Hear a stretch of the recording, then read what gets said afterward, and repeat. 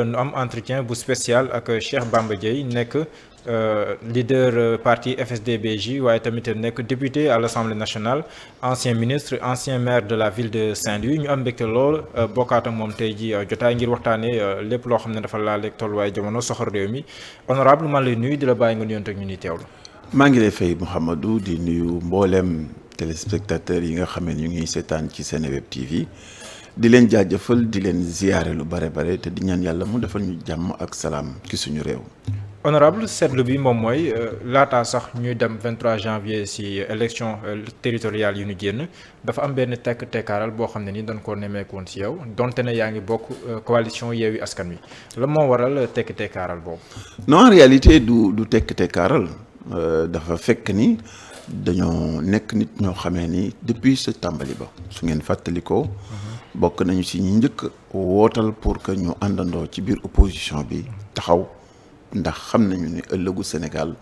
mi ngi ànd ci capacité boo xamee ni opposition bi daf ko am pour teg loo xamee ni dina dalal xelu sénégalais yi ñu dox ci ay dox yu am solo mën naa sañ sax wax ni bokk naa si ki nga xamee ni moo njëkk bind TDR yi nga xamee ni moo dem ba ca fin ba juddalu M2D ak li nga xamee ni mooy Yewwi Askan Wi donc on est un acteur de l'opposition et ci biir élection yi xëy na sama taxawaay feeñu ci na mu ci war a feeñee individuellement mais suma parti di FSD/BJ mosta dañ di nekk membre Yewwi Askan Wi te on a battu campagne ci li nga xamee ni mooy suñu ay taxawaay ak fépp foo xamee ni suñuy nit nekk nañ fa activé nañu def ci suñu warugar ba yàlla indi résultat yi nga xamee ni moo fi nekk tey jii. ndax frustration dafa nekkoon si ginnaaw posture boobu nga xam ne amee woon na ko parce que gisoon nañ ne à la surprise de beaucoup ñoo xam ne ni ay observateurs lañ kenn investiru la sa Saint-Louis loolu mu nekkoon na surprise boo xam ne ñenn nit ñi amoon nañ kon ndax loolu daf laa frustré ba tax nga xawoon maandu tuuti ci mbir yi. non du frustration parce que xam nga Yewwi Askan Wi li ko taxoon a jóg mooy collégialité solidarité ñu àndandoo pour dalal xelu sénégalais yi que ne ñun opposition bi pare nañu pour indi li gën ci opposition bi teg leen ci bopp collectivité territoriale yi ngir kat opposition ak pouvoir politique li ko tax a jóg mooy sàkk ay pexe yu dagan ngir jëriñ askan wi. évidemment qu'on a été très déçus parce que à tout point de vue amul benn critère bu war a tax ñu tànn keneen sur Saint-Louis ku dul suñu jëmm ji. du li ma toog moo tax ma koy wax parce que ancienneté bi def fi nekk représentativité bi nekk fi crédibilité bi nekk fi connaissance du terrain et connaissance de la commune nekk fi mais loolu amul solo ndax lu mu ci mënti doon man dama gëm ni opposition ci. mook démocratie tabax ko mook tabax démocratie ñooy am dafay laaj à tout point de vue et à tout moment que nit ñi di méngale seeni ay attitude ak seen comportement ak li nga xamee ne moom la ñuy annoncé wala ñu koy professé comme critère yu ñuy boole ñu àndandoo te man yàlla dimbali na ma ba nga xamee ni fépp fu ma bokk la ma fa naqari du ma xaar du ma dem ca mbedd dama di ko wax ña ma ko seqal ñoom laa koy wax parce que jàpp naa ni c'est ça être positif et c'est ça être dans la construction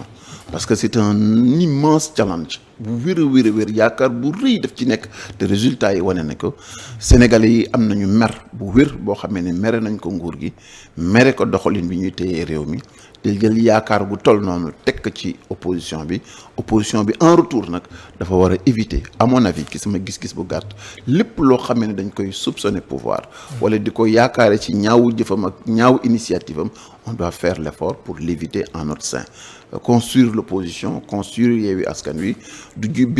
jëfu benn bis jëfu ay bis yu bare lañu du ñàkk du FSD/BJ rek parti yu bëri ci biir am nañu loo xamee ni neex na leen naqari na leen mais loolu lépp ànd bi moo ko waral et il est important que ñu jàng ci ni am na erreur yu ñu def am na ay performance yu am solo yoo xamee ni def nañ ko il faut seulement valoriser lu baax li et minimiser li nga xamee ni moom moo ci doy waar. mais honorable est-ce que yow sa dayo cër bi ñu ko waroon jox maanaam respect bi ñu ko waroon jox nañ ko ci parce que à Ziguinchor Ousmane Sonko candidat de Yewwi Askan Wi amu woon sax débat à Dakar amu woon sax débat donte ne am na ay investitures yi am na fu mu jaar ba agsi ci baat ñu désigné ko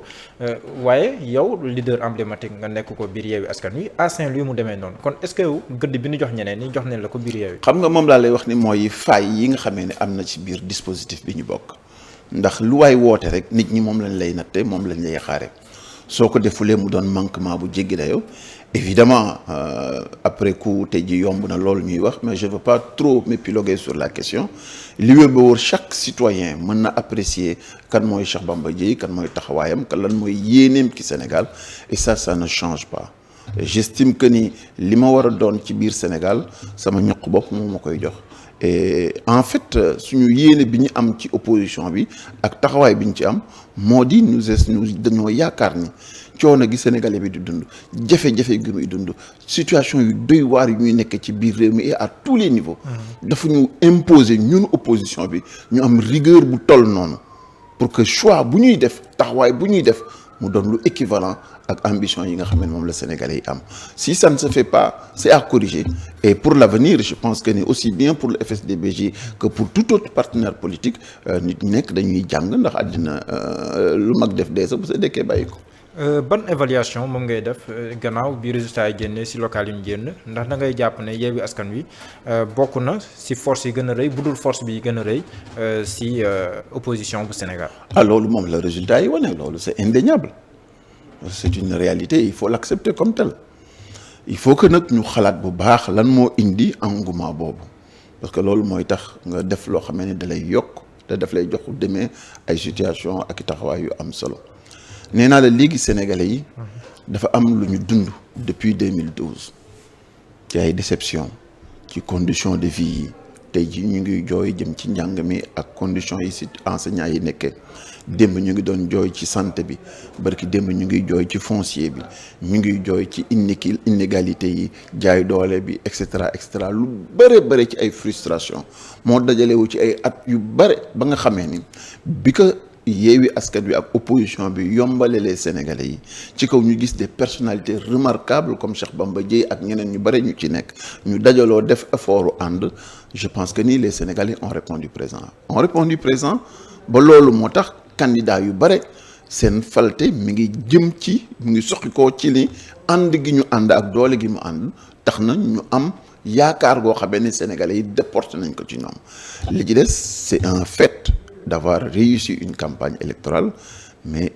organiser sa bopp pour que demain dans la gestion des collectivités locales attentes yi Sénégalais am ñu mën ko réaliser. Je pense que c'est le défi majeur bi nga xamee ni moom la pas seulement Yewwi Askan Wi mais toute la classe de l'opposition moom la ñu am comme interpellation moom la ñu am comme priorité. te ci loolu la ñu war a liggéey parce que politique amul benn njëriñ lu dul rek sàkk ay pexe yu dagan ngir jëriñ askan wi. mais avenir u Yewwi Askan Wi est-ce que du xaw a compliqué tuuti bu ñu xoolee yenn ci ay leaders yu ci bokk Barthélémy Diaz li nga xam te ni moom lañ ko doon toppee ba léegi mi ngi en cours tey sax moo nekkoon procès en appel bi am na tamit loo xam te ni procureur moom la requérir muy 5 ans de prison ferme yoon ba léegi nii waxagul ci lu définitif certes Ousmane Sonko mi ngi sous contrôle judiciaire donte ne moom mooy maire bu Ziguinchor gis nañ aussi Ahmed Aïdara bi nga xam te ni fu mu toll nii sax ñu ngi samp bureau municipal bi sa Guédiawaye majorité wóorul mu amee ko biir bureau municipal am ëllëgu Yewwi Askan Wi ak éléments yi ma la tegal nii est-ce que xawul lëndëm tuuti. non ëllëgu opposition ci Afrique ak surtout particulièrement ci Sénégal moo metti moo jafe. loolu mooy enjeu yi ñuy dund gisoon nañ fi yu gën a yées ndax làmbaay gënoon na fi ñaaw mais yàlla def na ba ñu traversé ay épreuves yu tar ba tey jii nit ñaa ngi fi ba léegi kenn danduwul kenn éliminé gu fi kenn te loolu li ko maye mooy fulla ak fayda gi nga xamee ni opposition bi am na ko ci taxawaay boobu. loolu li muy war a renseigner rek mooy que ni dañoo war a xam ni alors ñun ci opposition bi dañoo war a gën a dëgëral suñu taxawaay. dañoo war a gën a nekk à cheval ak engagement yi nga xamee ne moom la ñuy jël en notre sein et au sein devant les Sénégalais ci kanamu Sénégalais yi parce que gis nga li tax Sénégalais yi def seen choix jëm ci Yewwi Askan Wi ak Wallu Sénégal ak yeneen ñi nekkoon ci biir opposition bi ak ci candidature indépendante yi c'est parce que dañoo yaakaar am espérance bu rëy ni li ñu doon jooy ci sàcc di ko jooy ci tappale ci jaay doole ci lekk alal yu réew mi ci jël suuf si di ko saaxee yooyu yëpp dañoo yaakaar ni avec cette nouvelle vague de candidature indépendante et de candidature de l'opposition ñooñu dinañu am ittey bañ a fàtte li tax ñu fal leen et préoccupation boobu foofu la ñuy nattee viabilité wu Yewwi Askan Wi dem ne yaakaaruma benn yoon parce que rek yëkkati nañu ay problème dossier X ou dossier Y wala nekk nañu ci ay précarité par rapport ak diw ci kanamu justice beeg liberté am que ni loolu mën na doon lii gàllankoor Yewwi Askan Wi le seul ennemi de Yewwi Askan Wi c'est Yewwi Askan Wi lui-même ci wàllu fullaam faydaam sincérité bu mu am ci jëfe li muy wax ak engagement yi muy jël foofu la réussite bi nekk foofu la échec bi nekk. En direction des législatives yi nga xamante ni moom mooy ñëw ndax FSD/BJ si perspective yi day wëy di nekk si Yewwi Askan Wi wala mën nañ xaar nga jël ab beneen yoon. vous savez ñun lii ñëwagul mënuma ci waxagum ni nii lay demee ak nii la demeewul li wér ba wóor à l'instant bi ñuy wax ni ñu ngi ci Yewwi Askan Wi jusqu'à preuve du contraire parce que je pense que ni c'est une entité politique et liberté moo fa am buñ fa amee lu ñu naqari te biir Yewwi Askan Wi lañ ko waxee. li ci des nag mooy ñu ngi dëgmal législative yi muy beneen défi boo xamee ni du défi parti mais défi Sénégal la parce que engagement bi si ëpp solo mooy nan la ñuy dimbalee Sénégal ba nga xamee ni ñuy séddalee alalu réew mi tegu ci yoon ba nga xamee ni dinañu éviter ay nit yoo xamante dañuy nekk assemblée nationale te seen préoccupation mooy ka leen fa yabal du intérêt Sénégal nan la ñuy fexe ba assemblée nationale ci loi yu ñuy voté mu voté loi yu méngoog bëggi Sénégalais yi que ñu nekk à la disposition du Sénégal et des Sénégalais et enjeu boobu fu ñu mën a taxawee dañ ciy nekk dañ ciy bokk te parce que mooy suñu rôle mooy suñu mission évidemment que si les conditions sont réunies ci fi ñu bokk pour que ñu réaliser que foofu lañ koy taxawee mais mënuñoo toog gëmm ferenkolaay seetaan mu jàll te duñ ci bokk ala kulli xaal quels que soient les schémas que nous mettrons devant nous incha allah nous serons partie prenante jëm ci élection législative yi ndax yaakaar nañ ni sénégalais yi ak réew mi soxla na jëmm yu mel na kilifa yi nekk ci biir FSD/BJ teew ci biir assemblée nationale. balaa ñu wax si beneen ponk bëgg naa am tamit sa xalaat en tant que koo xam ne nii am na xam-xam si wàllum décentralisation ak ni ñuy yore ay bokk moomeel yi sa la xew Géejawaay gis nañ ne Ahmed Aïdara moom mooy maire bi naam waaye majorité dina jafe mu am ko foofu noonu au niveau du bureau municipal ban anam la war a taxawee pour li mu mbébét si programme am war koo def sa Géejawaay mun koo def ànd seeg ñi nga xam te ni ñoom la war a liggéey ndool. man dama koy indil sama exemple man bi may nekk maire en 2009. ci coalition laa ko nekkee te man ba may def coalition ba xàjjalu ma taxas jëmale boor pour solidifier coalition bi dama fekk ba entité yi am doole yëpp ñun ñëpp ñu yem nombre conseillers ce qui veut dire que ni da ngay nekk maire mais en réalité mënuloo am majorité du ngaañ su fekkente ni da nga bëgg a def transparence du yàq su fekkente ni da nga bëgg a ànd ak ñëpp ngeen liggéey parce que loolu aussi fragilité boobu mu am moom Ahmed bu mu ko ragal li tax nit ñi yaakaar ka ba tax mu doon maire moom rek la war a kippe muy doomu Géejawaay yi na fexe ba lépp lu muy def ci biir Géejawaay waa Géejawaay yëpp yëg na leer na sell te na doon loo xam ne dina ko discuter ñi nga xam ne seq na ak biir conseil municipal bi bu si jubóowuleeg ñoom aussi mu wax citoyens yi fii la ñu tàmbali lii laa bëgg def lii la ñu ñàkk a jubóo du ko tere benn yoon mu réaliser objectif yi nga xamee ni moom la fixé wu muy yëkkati Géejawaay ba def ko une grande ville boo xamee ni dëgg-dëgg dina nekk cadre de vie bu rafet bu agréable ba pare nekk une gestion de proximité boo xamee ni dina ko mën a permettre mu mën a wan nit ñi ni moom kilifa la parce que lii défi la nekk ak ñoo xamee ne apparemment da nga xaw a tangent ci wàllu majorité boo réaliser li nga war a réaliser jëflanteeg ñoom dans le cadre bi nga xamee ni moom la code des collectivités locales indi teg je pense que ni du def dara lu dul gën a dëgëral taxawaayam gën a wane maturité am gën a wane aussi fulla ak fayda ak itti gi mu am ci biir Géejawaay ndax la fa nekk c'est mooy résultante volonté wu citoyens yi nekk Géejawaay donc liggéey ak loolu dafa di lu war ci moom ce n'est pas un défi impossible ce n'est pas une situation insurmontable li mu war rek na nekk moom Ahmed mel ni mu war a mel jël transparence tekk ci boppam di def lu leer naññ te di diisoog conseil municipal am ba pare wëlbatiku di diisoog askanam ñu bañ ko di ko tuumaal ci dara transparence bu leeree rek am participation ala kulli xaal il va réaliser les objectifs ak résultats yi mu bëgg foofu. ñu xaar gouvernement bu bees laaj bi moom mooy est-ce que yow jot nañ laa woo consultation ngir xam ndax noppi nga pour bokkaat ci gouvernement si bu xam ne nii président Macky Sall ci nguuram lay nekk. xam nga question boobu daf may reetaanal toujours day wane ni rek ñun fan la ñu toll ak nguur ak ni ñu bëggee nguur ni ñu attaché woo ci pouvoir dem na ba nga xamee ni dëgg seetatuñ ko yaa ngi am dëgg su fekkee yow yaa ngi ci pouvoir yaa ngi ñàkk dëgg su fekkee nekkoo ci ñu ngi lay fonk ko faale su fekkee yaa ngi ca biir nguur ga wala ñu ngi lay ñàkk fonk ak ñàkk faale su fekkee nekko si loolu moo yàq réew yi te mooy suñu faiblesse bi gën a rëy bi ñu am may fàttali Sénégal yi ni amul ay weer rek moom gouvernement wu Sénégal moo ñëwoon ci biir assemblée nationale indi théorie bu yaatu ay argument yu am maanaa ni lii moo tax mënatuñu am premier ministre waaw bu ci ay quelques weer tegoo ñu dellu si waat indiwaat yeneen argument ni lii moo tax ñu war a indi premier ministre est-ce que war naa tax ñuy dóor suñu doom est-ce que war naa tax ñu ci am problème ak di seet ndax woon nañ ñoo woowuñu ñu am nañ si non il faut que ñu rester si cadre bi ñu rester parce que am réew li koy doxal mooy un pouvoir qui gouverne et une opposition responsable ni haineuse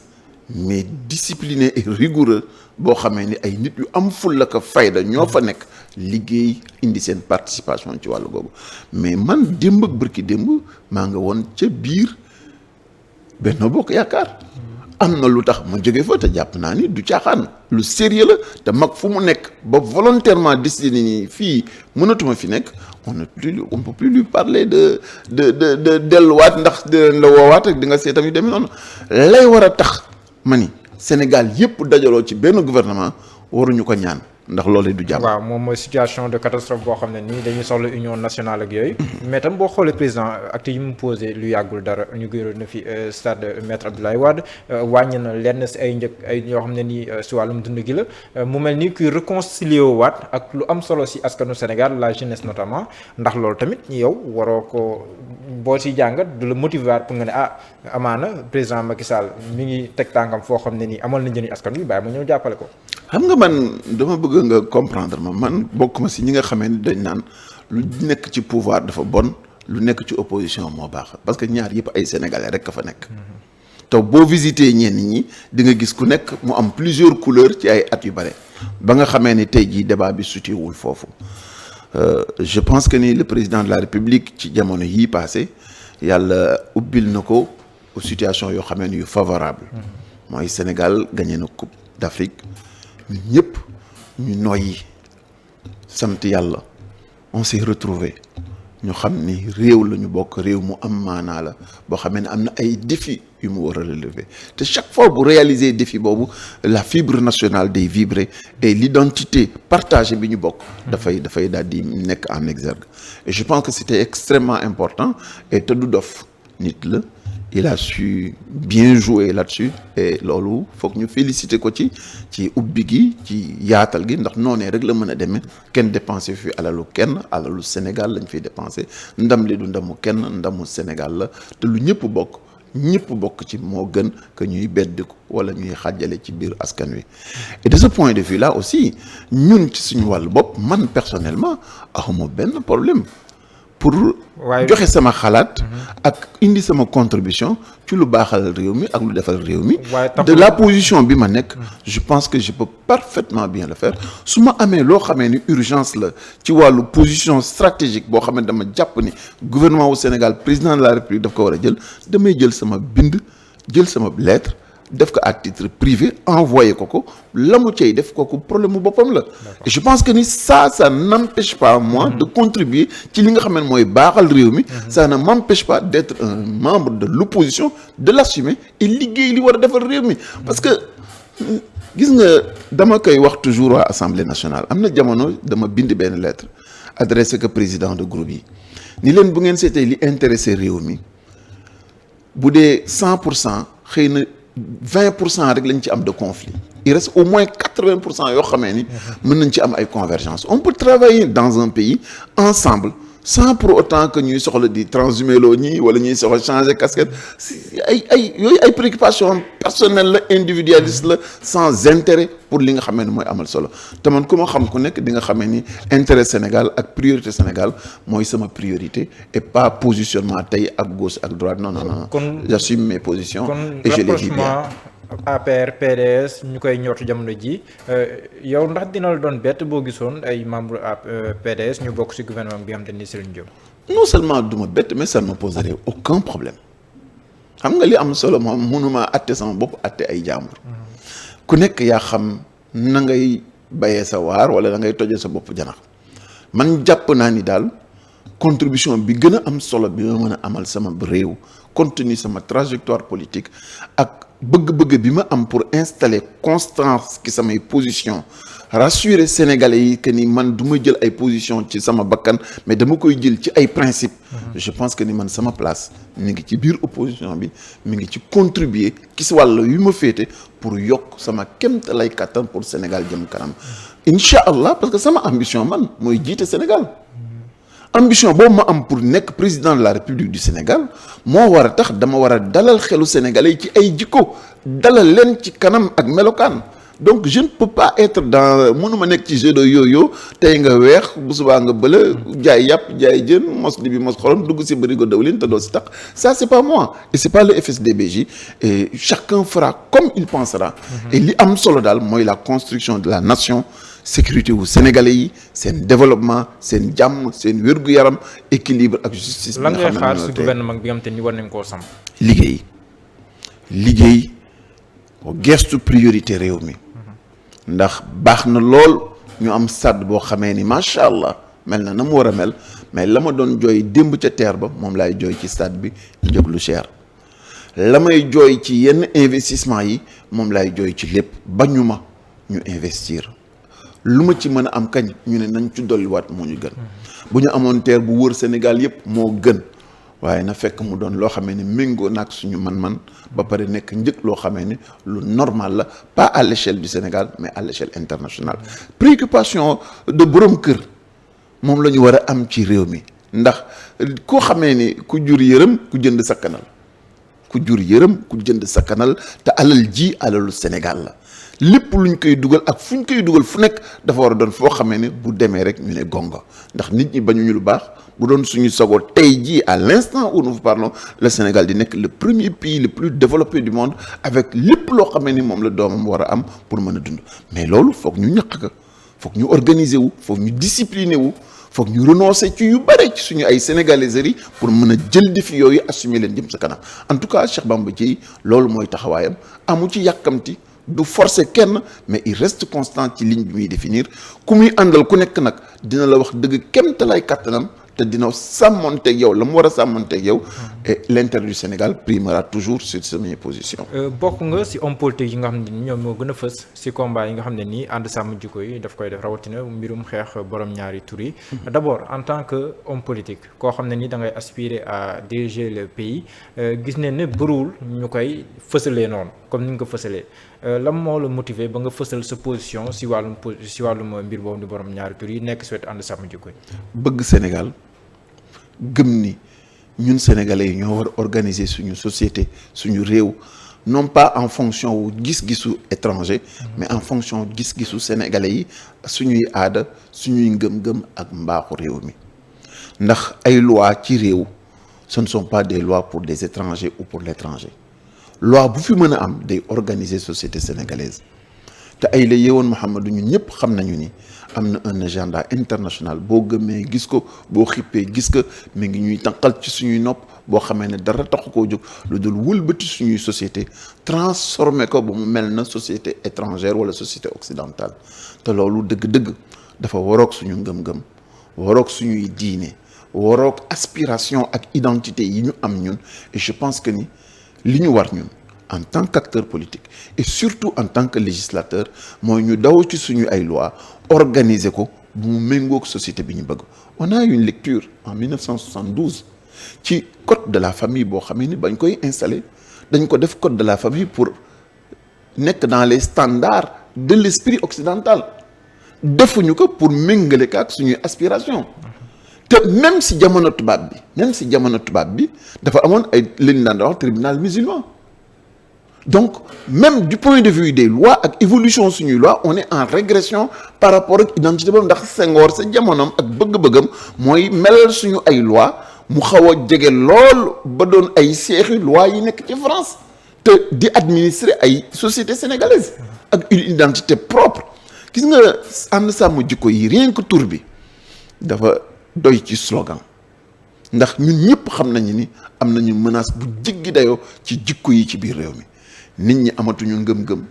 amatuñu kàddu jubatuñu duñu engagé wu ba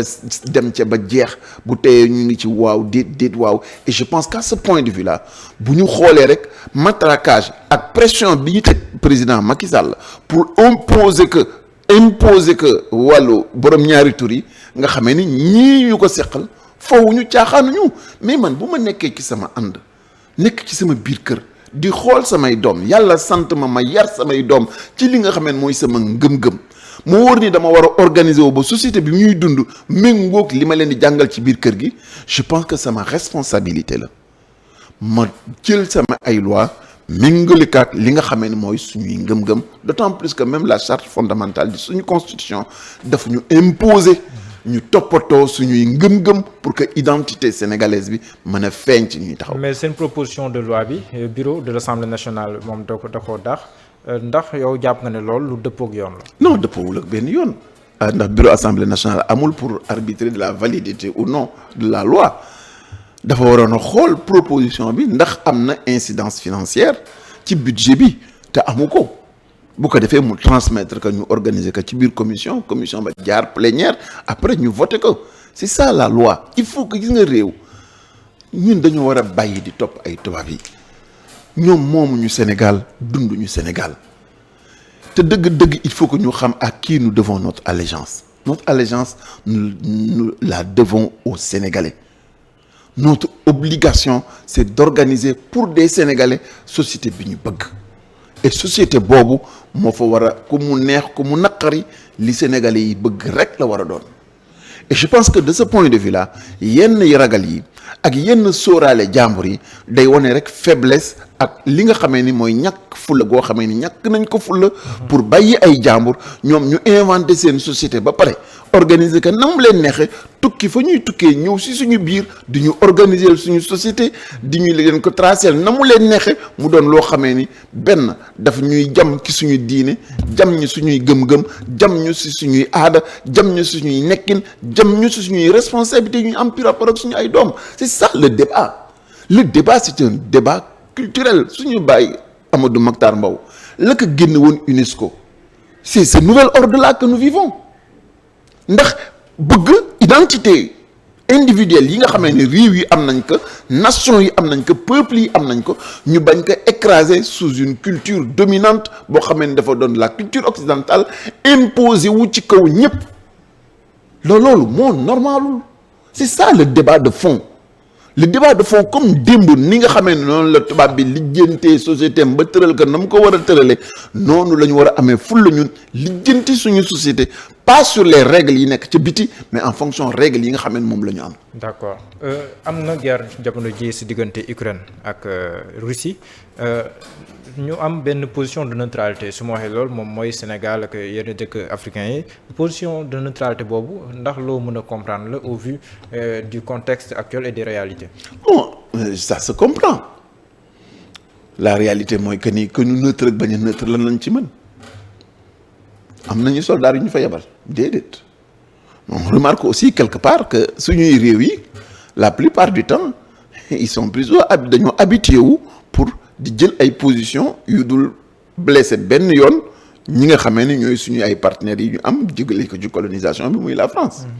mais li ci am solo te ñu war ko jàng ñun Afrique ci situation bii moo di que ni àddina dara amu fi lu dul doole ak ay intérêt doole lañ ñu jaay coloniser ñu jël suñu ay maam jaay exploiter nañu def leen ñu neex ba pare ni tudde ko œuvre de civilisation doole moo tax tey jii suñu wàllu équilibre ak suñu sécurité intérieure amuñu ci mainmise ak liberté bi war a tax ñu sécuriser suñuy suuf yi boo demee ca Russie quelle que soit par ailleurs position bu ñu mën a wax ñoom ñëpp seen intérêt rek la ñuy daw la Russie li muy wax mooy que ni bëggul am frontière ak OTAN au nom de ses préoccupations sécuritaires la dalee ci kaw OTAN la dalee ci kaw Ukraine tey jii la woon foofu lam ñuy wane mooy ñun Afrique bu ñu booloo rek am doole te bu ñu amee doole kenn du ñu yeb bay ñëw si suñu biir di ñu yebal ay forces yu ñuy organiser yu ñuy def déorganiser dinañu mën a bu ñu amee problème Mali dinañu mën a def solidarité interafricaine ba lijjanti suñu bopp assurer suñuy sécurité jàppalante taxawante ndax lu mu mënti demee Sénégal ak Mali kenn mënu leen teqale. Des intérêts liés une histoire liée tey jii bu Mali suuxee ñu suux bu Mali jagee ñu jag donc yooyu. Primum bibere deinde philosophare il faut qu'on soit conscient sur réalité yi ñuy dund ñu recentré wu ci suñu biir Afrique recentré wu ci suñu organisation sous-régionale ba pare tekk ci dëgg bañ a doon ay benn wii wala ay nit ñoo xam ne dañoo nekk à la solde ou aux ordres d'une puissance étrangère bu mu mën a doon nag ndax benn si ñoom que muy Russie comme muy France seen ay intérêt donc la plupart du temps seen ay défense d'intérêt pécuniaire moom donc moo leen tax a jóg moo leen tax a lijjanti ñii bëgg nañu teg seen loxo ci si uranium mu Niger bi ñii bëgg nañu teg seeni loxo ci pétrole beeg or bi nekk ci yeneen réew et cetera et dans tout ça où est l'Afrique où est l'Africain et c'est ça la question essentielle. amoon naa mbégte lool dalal la honorable ma la bàyyi la nga tàggatoo ak ñu doon teewlu. sant bu baax a baax Mouhamadou di nuyu ñëpp encore ñi nga xamee ni déglu nañu yaakaar ni dina leen indil ay éclairage yu am solo. En tout cas à la lumière de li nekk ci àddina yëpp dañu war a xam ni daal ñun Sénégal réew mu rëy lañu te réew moom li ñu ko may mooy suñu identité bopp nañu xam ñun ñooy ñan te nañu défendre li ñu moom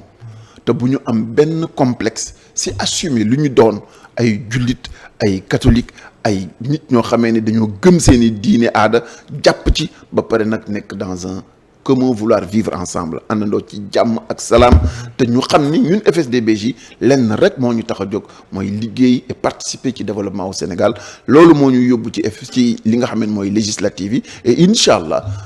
avec l'opposition on travaillera tant que sera possible pour am des listes yoo xam ne dinañu mën a dimbali ci wàllu googu bu ñu demee ba jéemtale nag gàccee deesa ñu organiser suñu bopp pour xam na la ñuy taxawee. jërëjëf Cheikh Bamba Dièye may fàttali ne yow yaay njiital parti FSD/BJ nekk tamit